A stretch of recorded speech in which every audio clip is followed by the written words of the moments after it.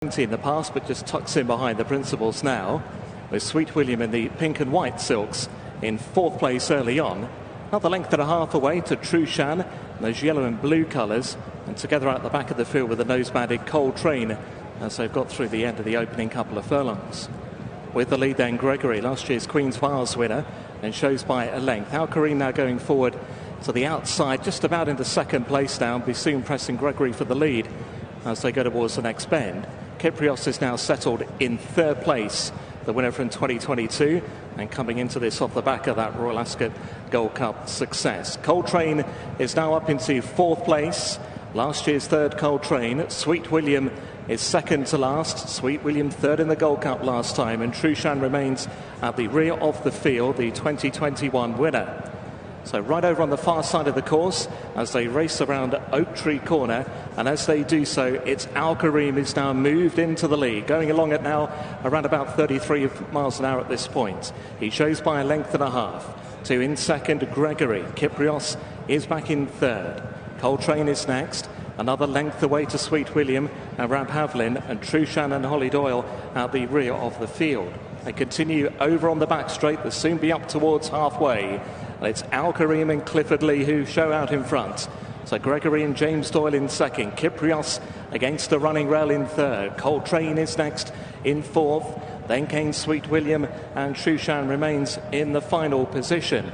They seem to be heading towards the final 3/4 of a mile, and it's Al Kareem by the best part of 2 lengths to Gregory in second. Kyprios is back in third under Ryan Moore. Then came Cold Train and Asheen Murphy in fourth. Sweet William just being encouraged along just before the turn towards home. Trushan still being waited with in the final place. So they're about to level to take the turn towards the straight. And it's Al Kareem with about a 3-length call at this point. So Gregory is racing in second. Kyprios is in third. Then came Cold Train in fourth. Sweet William is next, and still no move yet from Trushan. And they're about to enter the home straight proper and race down towards the final half a mile. It's Al Kareem who tries to kick on out in front. He leads by a good 2 lengths to Gregory in second. Kyprios is in third. The white sleeves, the red cap. Then Cold Train. Trushan trying to come into it over on the far running rail as they go inside the final 3. Sweet William is under pressure. They're racing now down towards the final 1/4 of a mile. Kyprios now sent up as Al Kareem weakens under pressure. Gregory has regained second now. Sweet William is staying on determinedly to the outside in the pink and white at the cutaway point. Ryan Moore kicks on Kyprios. Kyprios goes clear by a good couple of lengths. Sweet William chasing in second. Then came Gregory and Trushan, followed by Al Kareem inside the final half. It's Kyprios. He's clear by 3 lengths. He's going to follow up his Ascot Gold Cup success and win his second Shaqab Goodwood Cup. Kyprios the winner, Sweet William second, then Gregory third, clear from Trushan, Al Kareem, and last home was Cold Train.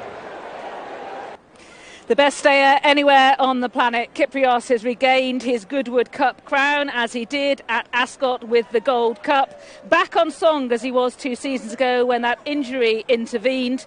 We almost lost him because of the infection in his joint, but he's come roaring back, right back to his very best. He was supremely ridden here by Ryan Moore for his 3rd success in the race. It's a 4th success for Aidan O'Brien, who also trained Yates back in 2008 to regain this title. In second, it's Sweet William for Rab Havlin and John and Thady Gosden. And in third, a better performance, positively ridden, from Gregory.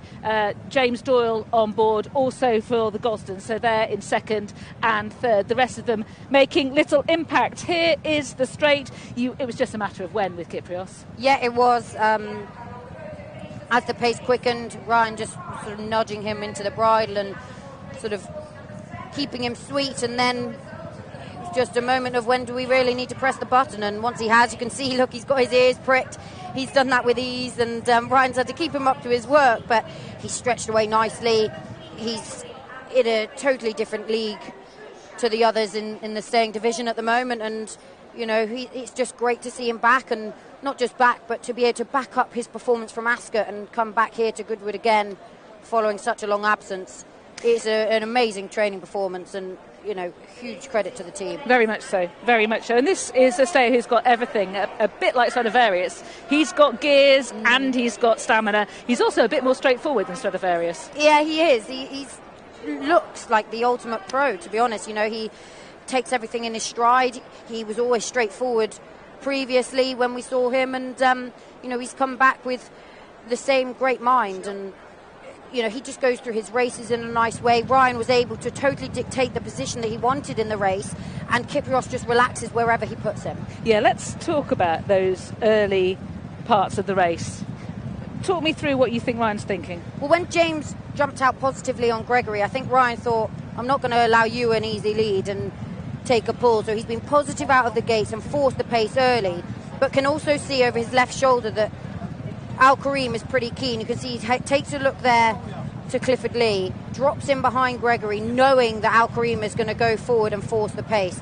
So he's effectively set up a strong pace by forcing it early and then allowing himself in the perfect position, one off the rail at Goodwood, in right up behind the leaders. Where else would you want to be? He has forced a perfect pace and a perfect position. It's masterful and it's far-sighted, but you need a straightforward horse to execute those tactics. For sure, because he's had to be positive and effectively light him up in the first furlong or so to go forward. Then he's had to have a horse that will allow himself to relax when he then wants to change his position and get into a nice rhythm, and Kyprios has done exactly that. By this point, Ryan's already lit up Gregory, he's already lit up Al Kareem, and they are going a strong pace for him, so he's slotted into perfect position. You might not necessarily realise what Ryan's doing because he does it in such easy and smooth fashion, but tactically as a rider he's phenomenal. Now, Robert Haviland hasn't dropped out Sweet William in the pink cap. He's just tracking through Kyprios at this point, but he lacks the gears. His horse lacks the gears of that horse. I think he does on quick ground as well. I think not dissimilar to Trusham, when there's a bit more give, he probably just finds it a little bit easier to cruise along. Sweet William has not disgraced himself again. He's so tough, he's ran on. But just at this point, as you say, Rab just a little bit behind the bridle when really you probably want to be travelling nicely into that dip. You can just see him just nudging and pushing and squeezing. And obviously this is not a straightforward horse. And Rab Havlin rides him with finesse and understanding, and he has got the best out of him. He's got huge guts, though, because for Rab to have to be asking these questions, I know he's quirky, but he's got guts because he keeps going and he always finishes strongly. So although we can sort of fall into the bracket of thinking, does he try that hard? I think he does. I know he keeps a little bit to himself, but he's gutsy. Yeah, I don't disagree with any of that. A more positive run from Gregory here. Definitely, yeah. Tactically as well was more positive today. He was right up on the pace, and at this point I said to you, I think Gregory's done. He's going to fall out the back of the screen, but credit where credit's due, he did keep going and he did rally. He just got done for second on the line, and for me, I still am not totally convinced he stays.